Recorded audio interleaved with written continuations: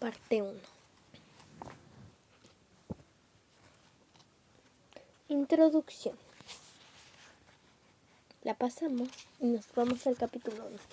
Nicolás Copérnico. ¿Ya tuviste la oportunidad de visitar un observatorio astronómico o mirar de un telescopio? Si lo has hecho, debes haberte maravillado con lo que existe. La astronomía es una ciencia bellísima que enseña por toda una lección de humildad. Cuán buena es nuestra relación de la grandeza del universo.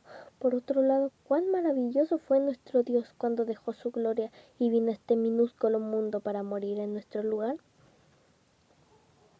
Fue gracias al trabajo de Nicolás Copérnico que hoy poseemos los estudios astronómicos que estaban mezclados con la leyenda del misticismo y los conceptos astrológicos que acabaron tergiversando los resultados obtenidos, aunque los babilónicos, los egipcios y los griegos habían hecho grandes descubrimientos por las estrellas. Sus investigaciones habrían sido más completas, dejado al lado del politeísmo y las supersticiones que los envolvían. Cuando por Copérnico nació, el mundo no era menos pernicioso y atrasado que la época de la cual los magos y los astrólogos aconsejaban a los monarcas. Corría el año 1473 y la persona tenía una idea muy equivocada sobre el universo, ideas que habían sido enseñadas desde hacía más de 300 años antes del nacimiento de Cristo. En aquel tiempo los griegos eran de la fuente del más profundo conocimiento universal. El universo antes de Copérnico. En la antigua Grecia se propagaban muchos conceptos acerca de la estructura del universo. Al final de cuentas, ellos ya eran pensadores críticos y se sentían libres para crear ideas innovadoras. De todas las propuestas, la teoría de Aristóteles fue una de las más destacadas y sobrevivió hasta la Edad Media. Su cosmología, es decir, su idea estructural del universo, influenció en toda la Europa medieval. Incluso hasta el pensamiento oficial de la Iglesia.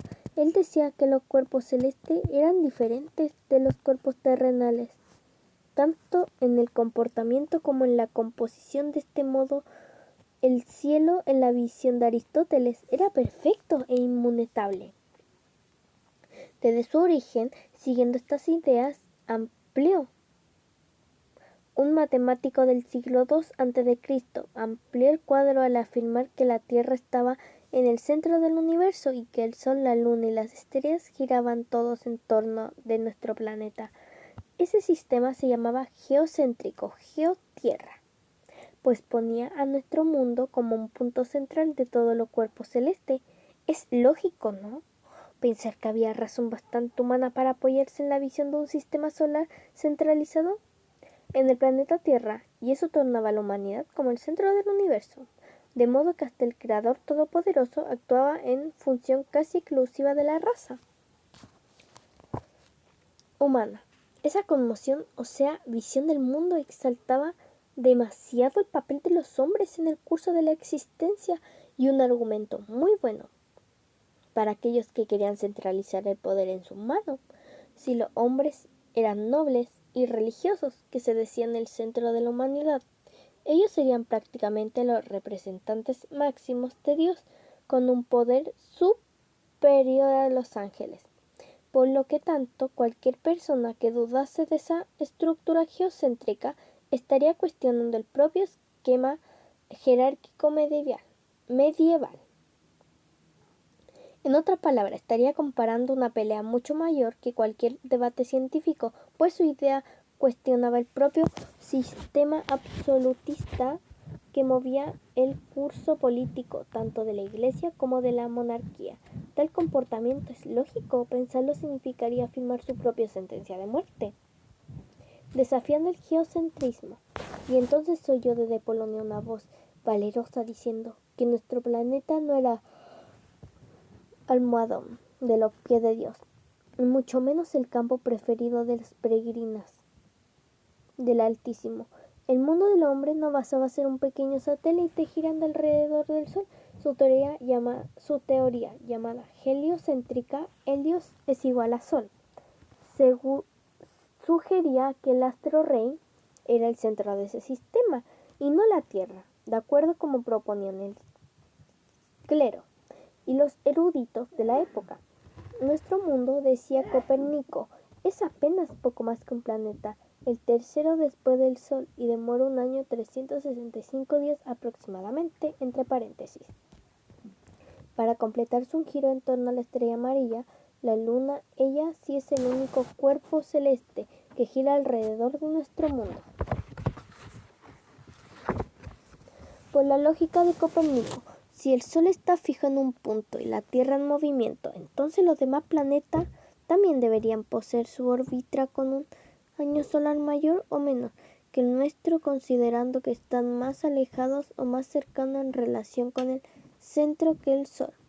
De este modo, él midió el año solar de Mercurio en 88 días, el de Venus en 225 días, el de Marte en 1.9 años y el de Júpiter 12 años y el de Saturno en 30 años. Copérnico también sustentaba, contrariamente a la opinión popular, que las estrellas eran objetos distantes que poseían a su propia órbita y no giraban en torno del Sol, no de sí misma, que generaba la noción.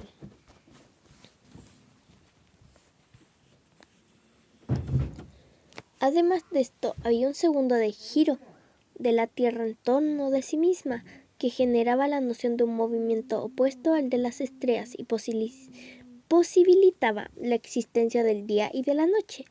La teoría de Copérnico demoraron mucho en ser publicadas. Él solamente permitió que alguna parte suelta de su trabajo circularan entre pocos astrónomos para ver qué decían sus teorías. Fuera de eso, no se mostraron ningún apuro en divulgar al mundo de sus nuevos descubrimientos.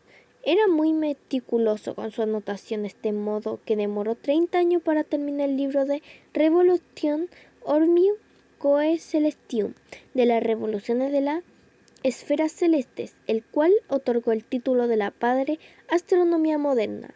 Todavía existía, por otro lado, la amenaza constante. Iglesia Copérnico era un sacerdote, y en ese tiempo el catolicismo era más que una religión, era un tremendo poder político que se estaba sintiendo amenazado por un nuevo movimiento llamado Reforma Protestante.